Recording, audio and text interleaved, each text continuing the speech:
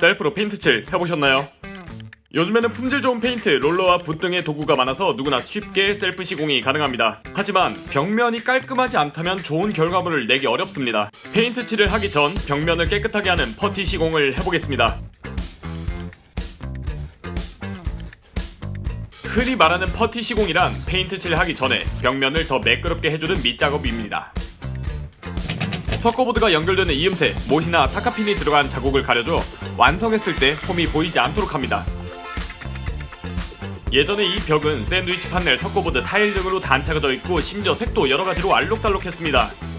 이번 기회에 벽체 시공 후 퍼티 작업, 페인트 마감을 하겠습니다. 작업 순서는 합판 벽체 시공, 조인트 테이프 바르기, 퍼티, 사포질, 그리고 페인트 칠로 마무리하겠습니다.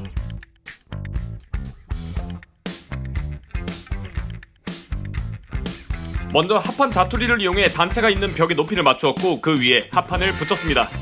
저희는 이쪽 벽에 충격이 가해지는 일이 많아서 어쩔 수 없이 합판으로 시공하게 되었습니다. 나무는 살아있는 소재여서 습기와 온도에 의해 변형이 일어나기 때문에 언젠가는 크랙이 생길 것으로 예상합니다. 따라서 이번에는 메쉬 테이프가 아닌 좀 더 튼튼한 종이 테이프를 사용하기로 했습니다. 지금 보고 계시는 이 벽은 2년 전에 단열 때문에 벽체 시공을 한 곳입니다. 석고보드 벽에 메쉬 테이프를 붙인 후 내부용 퍼티만 2회 바르고 내부용 수성 페인트를 발랐습니다. 메쉬 테이프가 약하다는 의견이 많고 1차 퍼티는 외부용으로 해야 된다고들 하지만 저는 2년 동안 문제없이 잘 생활하고 있습니다. 자, 이렇게 합판을 다 붙였고 이제 합판 사이에 이음새와 못 자국을 가려주는 퍼티 작업을 시작하겠습니다. 퍼티 작업에 필요한 대략적인 작업 도구들입니다. 이제 퍼티 작업을 해보겠습니다. 퍼티 작업하기 전 퍼티 안에 기포를 없애고 퍼티끼리 잘 섞이도록 믹싱해줘야 합니다. 퍼티 설명서를 읽어보면 물을 타라고 나와 있는데 그에 따라 물을 넣어줍니다. 약 3분에서 5분 정도 섞은 후 적당량 덜어 머드팬 혹은 퍼티판에 담아줍니다. 저희는 초보자라 그런지 퍼티판보단 머드팬이 쉬웠습니다. 헤라 날은 항상 한쪽으로만 사용하며 양쪽으로 바르지 않습니다. 이렇게 한쪽으로 퍼티를 바르기로 했으면 다른 쪽은 항상 깨끗하게 유지한 상태로 사용하는 것이 좋습니다. 이때 날을 깨끗하게 정리하는 것이 중요하므로 머드펜이나 퍼티판이 꼭 필요합니다. 모서리에 긁으면서 작업해야 되기 때문이죠. 합판 사이에 이음새, 즉 테이프를 붙일 자리에 퍼티를 발라줍니다. 어느 정도 두께가 있어야 종이 테이프가 튼튼하게 밀착되기 때문에 충분한 양을 발라줍니다. 조인트 부분에 충분히 퍼티를 발라줬다면 종이 테이프를 그 위에 붙여주겠습니다. 종이 테이프를 붙이기 전 물에 적셔서 한번 짜준 뒤 작업한 줄 퍼티 중앙에 오도록 붙입니다. 퍼티를 얹어놓고 걷어낼 때 너무 날을 세우거나 힘을 주게 되면 종이 테이프가 붙지 않을 수 있습니다. 퍼티가 남을 수 있게 힘을 빼고 펴발라주세요. 이렇게 헤라를 이용해 테이프 위를 누르면서 지나갑니다. 테이프 밑에 퍼티를 밀어내면서 테이프가 벽에 밀착됩니다. 밀어낼 때 테이프 옆으로 1cm에서 2cm 정도 튀어나온 것이 적당한 퍼티의 양이라고 합니다. 헤라의 깨끗한 면에 손가락 2개를 대고 작업을 하면 날의 오른쪽이나 왼쪽으로 힘을 주시면서 작업을 할 수 있습니다. 퍼티의 중앙을 펴발라주고 양옆을 정리하면서 작업하면 쉽게 작업할 수 있습니다. 이렇게 헤라로 퍼티를 걷어낼 때 너무 힘을 많이 주게 되면 종이 테이프 밑에 모든 퍼티가 빠져나갈 수 있습니다. 테이프 밑에 적당량의 퍼티가 남아있을 수 있도록 힘 조절을 해주세요. 그래야만 종이 테이프가 잘 접착됩니다. 이렇게 펴바른 퍼티를 하루 굳혀주겠습니다. Tomorrow. 2차 퍼티 작업을 하기 전 사포질로 표면을 정리하겠습니다. 1차 줄 퍼티 작업을 보완해줄 수 있도록 벽과 평평하게 사포질을 해줍니다.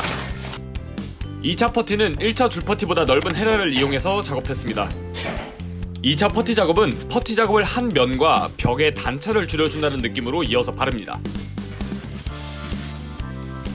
최대한 균일한 두께로 퍼티를 얹어주고 깔끔하게 긁어냅니다. 작업을 하실 때 퍼티를 여기저기에 묻히지 않도록 주의하세요. 퍼티통의 뚜껑은 항상 닫아놓고 머드펜이나 퍼티판에 올린 퍼티는 덩어리지게 모아두어야 합니다. 조금씩 여기저기 묻은 퍼티는 금방 굳게 되고 굳은 퍼티는 조각이 되어 여기저기에 떨어집니다. 그 조각들이 사용하는 퍼티에 들어가면 이렇게 자국이 생기고 조각들을 찾아서 일일이 빼내야 합니다. 항상 퍼티를 모아놓는다는 느낌으로 작업해야 합니다. 퍼티판과 더 넓은 면을 한 번에 칠할 수 있는 올 퍼티 헤라도 사용해봤습니다. 붓으로 물감을 칠하듯 예쁘게 바르는 거라 생각했는데 그보다는 퍼티를 얹어놓고 걷어낼 때 깔끔하게 정리하는 것이라고 합니다. Tomorrow. 마무리 사포질을 해주겠습니다. 1차 퍼티 후 사포질을 했던 것과 마찬가지로 전체적인 면을 평평하게 한다는 느낌으로 사포질을 해주고 보완할 부분을 정리해줍니다. 퍼티 바른 곳과 벽면이 만나는 부분이 잘 이어지게 샌딩해주시면 되겠습니다. 퍼티와 벽 사이가 잘 이어지게 작업이 된 것 같네요. 하다보니 퍼티 바르는 것이 재밌고 깔끔하게 칠해지는 것을 보니 자신감이 생겼습니다. 그래서 올퍼티로 전체를 다 바를까 하는 생각이 들었는데 올퍼티로 하지 않은 이유는 샌딩 때문입니다. 올퍼티를 하려면 전동 샌딩기와 집진기가 필요한데 저희는 준비되어 있지 않았고 수동 샌더기로 벽 전체를 다 샌딩하기에는 조금 무리가 있었습니다. 이제 페인트 작업만 남았습니다.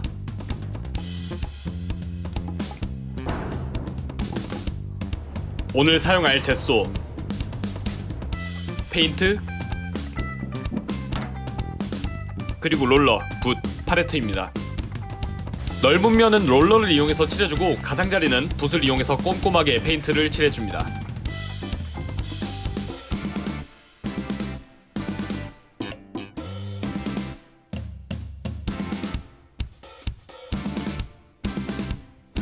이렇게 완성된 벽입니다. 처음과 비교하면 정말 깔끔해졌습니다.